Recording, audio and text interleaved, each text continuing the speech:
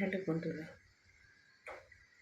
পরিবারকে সময় দিন, কারণ দিন শেষে আমাদের সব কিছুই আমাদের পরিবারের সদস্যদের জন্য। তাদের জন্যই তো আমাদের কাজ করা, তাদেরকে ভালো রাখতে আমাদের কাজ করা, তাদের সাথে ভালো থাকতেই আমাদের কাজ করা। তবে কাজ করতে গিয়ে পরিবারের কথা ভুলে গেলে হবে না, কারণ তারা তো আমাদের সময়ের অপেক্ষায় থাকেন।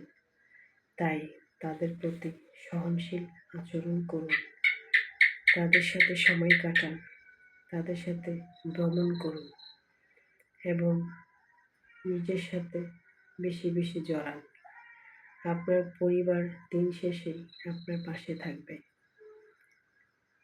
বাইরের কেউই আসবে না আপনার দুঃসময়ে। মনে রাখবেন, এজন্য পরিবারের প্রতি যত্ন নেবেন।